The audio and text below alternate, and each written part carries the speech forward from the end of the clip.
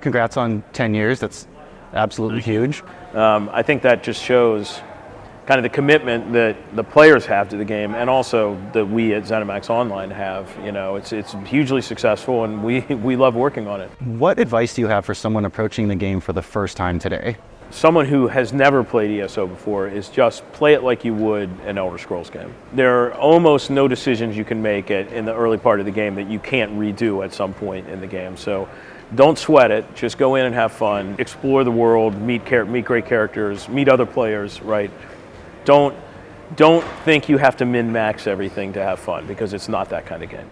Even right now, like, the energy and passion for this game is tangible in the room. What do you personally attribute that to, the enduring, enthusiasm for this title? If you ask 5 of the people out there that are playing the game right now to describe ESO to you, you'll often hear the description of 5 different games. I know that there's influencers out there who just do housing, and then there's some that just do PvP. The fact that ESO is so all-encompassing that it allows people to kind of live their virtual Elder Scrolls life the way they want, I think that is a major, major component into making the people that play the game feel like they're part of the game, and then the fandom comes from that.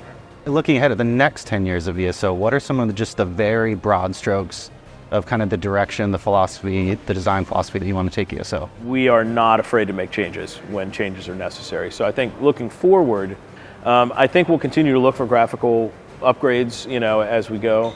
Every time we have a big event, players that haven't played in 2, 3, 4 years will come back. We don't have a lot of systems built into the game to reintroduce them to the game when they do come back. So if we're going to do some systems things like that, it might be around things like catch up, like here's where you were, what do you want to do now? Here's a quest you haven't done yet, right? Other games are starting to do that now, and now that we have such a large user base of people that come back from time to time, we probably need to welcome them back a bit better. Sure. Just on stage, Rich said that scribing is kind of Gold Road's back of the box feature, right? It could even be the precursor to spellcrafting. Again, just what advice would you have for someone approaching that for the first time, not entirely familiar with? Yeah, so Scribing, for those that don't know, is the system that we're introducing in Gold Road that allows you to create your own abilities using a pre-selected menu of different types of things that an ability can do. Like you can have a shield bash that heals.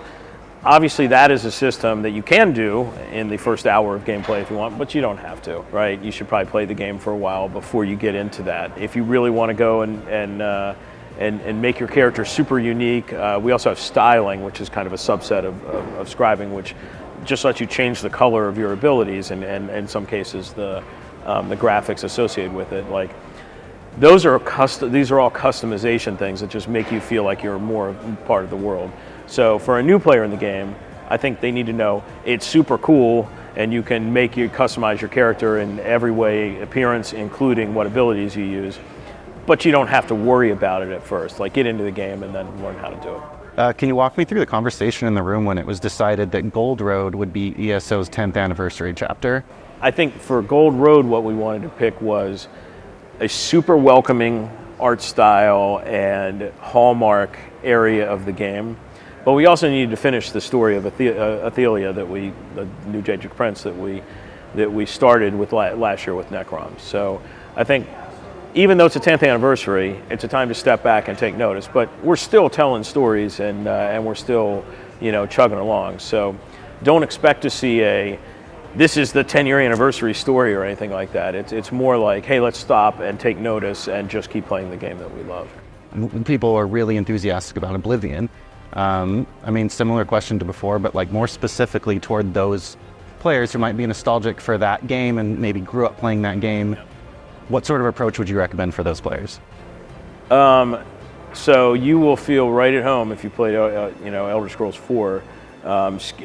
In many ways, I don't know if we did for this zone, but in most of the other parts of Cyrodiil that we did, we actually used some of the height maps from Elder Scrolls 4. So it really feels similar. We're set 700 years before Elder Scrolls 4, so we can look a little different and a little fresher and newer, but it's still the same. Like the Ayleid ruins around Skingrad are going to be the Ayleid ruins around Skingrad from Elder Scrolls 4. They might look a little different because of the time difference, the time that's elapsed. So that is all will feel super nostalgic, but we also have kind of this invasion of Valenwood into the West Weald, into the area around Skingrad, and so that gives us the ability to like bring some Bosmer culture in, because we don't have a lot of Bosmer culture since launch. So it allows us to visually change things a little bit and have the blight kind of move in, and more jungly, viney stuff, which you wouldn't expect as part of Skingrad, but the story explains why that is. So that gives us really some cool, interesting twists on a nostalgic feeling area. Is there anything I left out that you might want to communicate? The amazing achievement that 10 years in this is, and the amazing success that we've achieved, I think it speaks for itself.